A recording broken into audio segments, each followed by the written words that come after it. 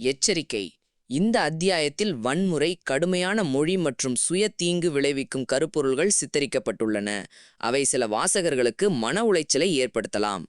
பார்வையாளர்களின் விருப்பப்படி பார்க்கவும். இந்த கதை ஜியான்ஷு பார்க் ஓன கதை. 3 வாரங்களுக்குப் பிறகு வாரியரின் வெறித்தனம். கியோங்கி மாகாணத்தின் புறநகர் பகுதி. அனைவரும் தங்கள் வாழ்வில் ஒருமுறையாவது ஒரு பேரழிவின் சாத்தியக்கூறுகளைப் பற்றி யோசித்திருப்பார்கள். அது அணுவாயுத போராகவோ, இயற்கை பேரிடராகவோ அல்லது ஜோம்பிகளாகவோ இருக்கலாம். இந்த டிராஃபிக்கை பாருங்கள். நாம் சுத்தமாக நகரதே இல்லை. ஓஹ் மை கடவுளே. ஜியோங்சு, நாம் எங்கே போகிறோம்? அப்பா ஏன் நம்முடன் வரவில்லை? அப்பா, பூசானில் சந்திப்போம். எது நடந்தாலும் தெற்கு நோக்கிச் செல்லுங்கள். ஓ, அப்பா வந்ததும் நாம் அவரை சந்திப்போம். அம்மா ஓட்டுகிறார். ஆகவே இனி அழக்கூடாது, சரியா? ஆனால் அப்படி பேசிட்டு இருக்கும்போது திடீர்னு போலீஸ்காரன் வண்டியில வந்து வண்டி விட்டு கீழே இறங்கி, இது இப்படித்தான் நடக்கும் என்று யாரும் கற்பனை செய்திருக்க மாட்டார்கள் என்று நான் சந்தேகிக்கிறேன். குடிமக்களே, வாரியர் நெருங்கி வருகிறார். நேரத்தை வீணாக்க வேண்டாம். இப்போது நாம் நடந்தே செல்வோம். வெளியேறுபவர்கள் தயவுசெய்து உங்கள் வாகனங்களிலிருந்து வெளியேறி வரிசையாக முன்னோக்கி நடக்கவும். தயவுசெய்து போலீஸ் மற்றும் இராணுவத்தின் வழிகாட்டுதல்களை பின்பற்றவும். ஜியோங்சு, தாபினை கூர்ந்து கவனி.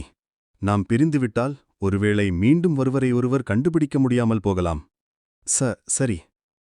நான் மீண்டும் சொல்கிறேன், வாரியர் இவ்வளவு தூரம் வருகிறார். அப்படி அந்த போலீஸ்காரன் கத்திட்டிருக்கும்போது இங்கிருந்தோ பறந்து ஒரு ட்ரக்கு அவன் மேலேயே விழுந்து நசுங்கி சாவறாவன்.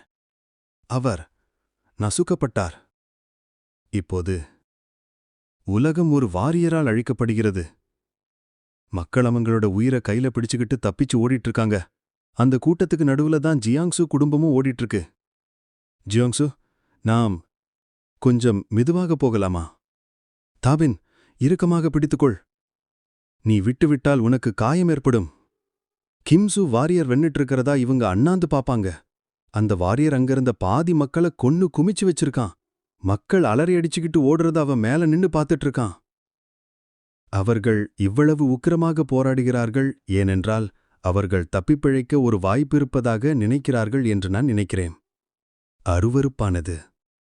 சுற்றுவட்டாரத்தில் உள்ள அனைவரும் இறந்து போகும்போதும் தங்கள் மட்டும் எப்படியாவது பிழைத்து விடுவார்கள் என்று இந்த மக்கள் நம்புவதை பார்ப்பது அருவருப்பானது. நீங்கள் அனைவரும் இறக்க வேண்டும் அப்படின்னு சொல்லிட்டு அவனோட ஸ்வாட் எடுத்து அட்டாக் பண்றதுக்கு ஜம்ப் பண்ணி வருவான். ஜியோங்சு ஓடிட்டு இருக்கிறப்ப பின்னாடி இருந்து ஒரு நாய் அவனை இடிச்சிடுவான். என் வழியிலிருந்து விலகுங்கள். இல்லை. அந்த பன்னி பொம்மை வேற காருக்கடியில் விழுந்துவிடும். இல்லை. ஜியோங்சு, என் பன்னி பன்னி பன்னி பன்னி அந்த காரின் கீழ் விழுந்துவிட்டது. டாவின், இது அதற்கு நேரமில்லை. அது அப்பாவால் கொடுக்கப்பட்ட பரிசு. டாபின், 6வது பிறந்தநாள் வாழ்த்துக்கள். வாவ், நன்றி அப்பா.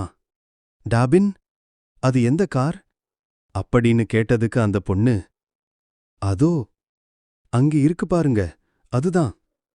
அம்மாவும் பாட்டியும் எங்கு செல்கிறார்கள் என்று கவனமாக பாருங்களையா. இதற்குப் பிறகு நாம் அவர்களை பின்தொடர வேண்டும். என்ன செய்கிறாய்? கண்டுபிடித்து விட்டேன். நாம் சேர்ந்து வருத்தப்படுவோம். புரிந்துவிட்டது. ஜியோங்சு தரையிலே படுத்து காருக்கடியில இருக்கிற பன்னி பொம்மையை எடுத்துட்டு இருக்கிற நேரத்துல வாரியர்கிட்ட நெருங்கி வந்து அவனோட கத்தி எடுத்து ஒரு வீசுவான் பாருங்க. இவனைத் தவிர எல்லாருமே வெட்டி கீழே விழுந்து செத்து கிடக்குறாங்க. நம்மாள் படுத்து கிடந்தனால தப்பிச்சான். நம்மாள் இப்பதான் தலையிலிருந்து எந்திரிச்சு கண்ணாடியெல்லாம் நேர் பண்ணி சுத்திலும் பாப்பான். எல்லாம் செத்து கிடக்கிறத பார்த்துட்டு ஆச்சரியத்துல, என்ன நடந்தது?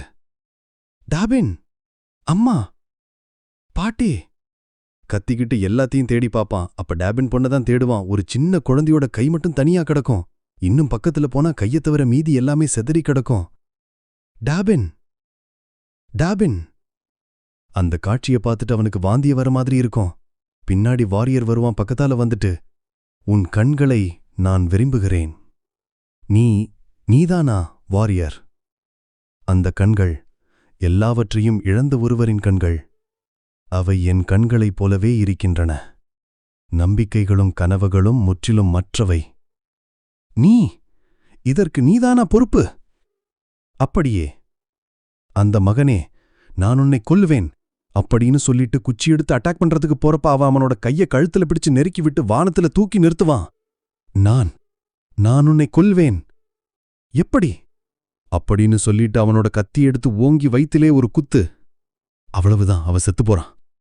அன்று நான் வாரியரிடம் எல்லாவற்றையும் இழந்தேன். இப்படித்தான் நான் சாகப் போகிறேனா? முற்றிலும் உதவியற்றவனாக?